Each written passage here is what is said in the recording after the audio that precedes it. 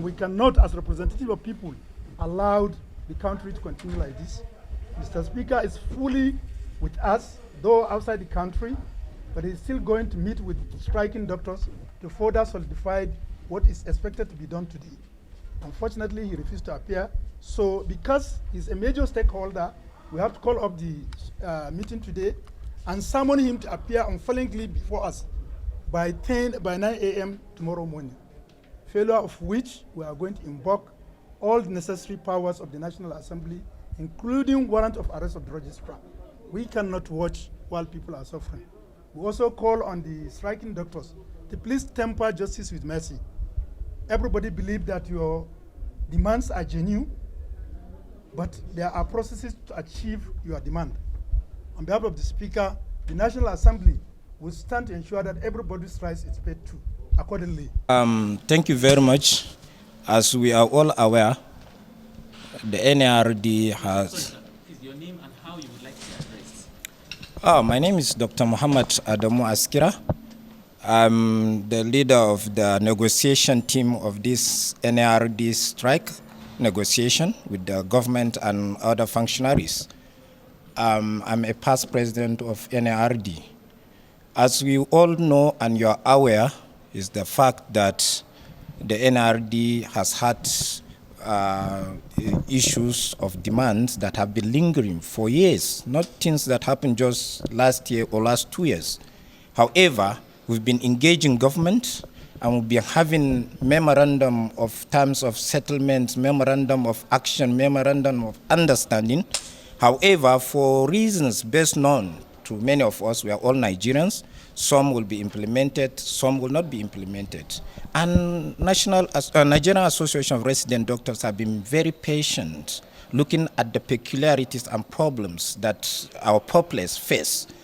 So we were so patient, and the membership see a lot of reason to be patient. So these things were lingering until we came to a stage where we found that there are people in government that are deliberately instigating crisis or causing these problems to be prolonged. Especially, I will give just few examples of issues in the demands. One, to take, for instance, a medical doctor that is the first point of contact. When you take your child to the hospital that is having malaria or convulsion, the first doctor that will see him, assess him, resuscitate him, and prevent him from having, some complication, is not paid salaries for good 4 months. In the period of pandemic, in a period where inflation is very high in the country, at this period of time, such a doctor, a young man, a young woman is attending to critical care without pay for 4 months, simply because it's not because there's no money, no. Simply because somebody decided he should not be paid his salary. This is the problem. Okay. One of the problems. And I want us to just look at this very little problem.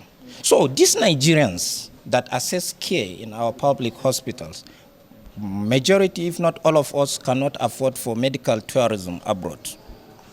And these same people that are attending to us, that see us, when my child is sick, I will go to the public hospital.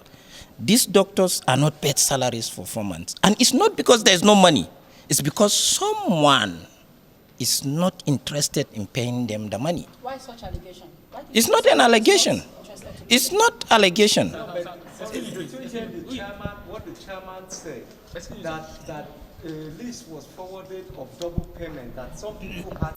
Don't worry, the payment was done yesterday. The strike started day before yesterday. I'm talking to you, asking me why we came in here. Even the payment that was made yesterday, you've heard that there are irregularities. So for 4 months you have not paid, you have the money. Yesterday when you are paying with irregularity. What have you been doing? So what are you demanding?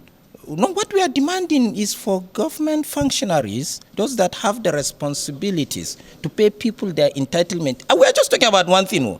There are about 13 demands. We're just talking about one now. And all of you are already sweating.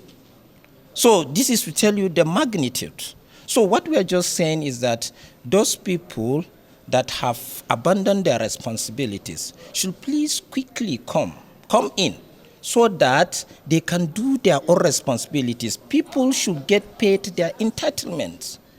And what has just transpired today here, we all came, look at us. Everybody come, the NMA is here, the NRD is here, everybody came.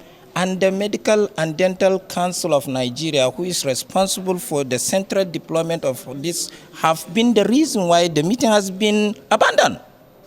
So I want you to understand from this fact that the Nigerian Association of Resident Doctors are willing to see that this impasse is not protracted. This impasse is not prolonged.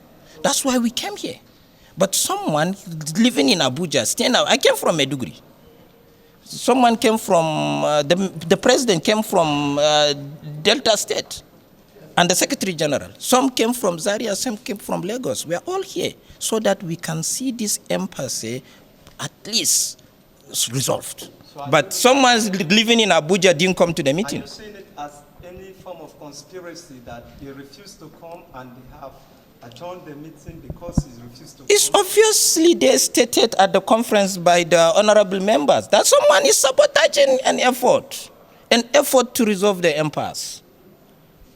However, we want Nigerians to understand that this is not a strike against Nigerians, but a strike in order to make a very good healthcare system for us, so that all of us that cannot travel to Germany, to India, to China, to UK and US for medical tourism, we can access a state-of-the-art specialist care in Nigeria.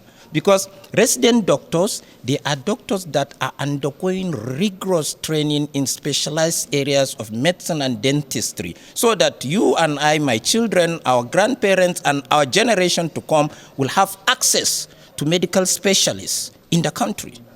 So that when a gynecologist is seeing this, my beautiful sister, especially seeing her. And this man, when he wants to see a neurosurgeon, he will see a neurosurgeon who is specialized in Nigeria, and he can access him. Because most of us, all of you cannot go to UK when you have ear problem.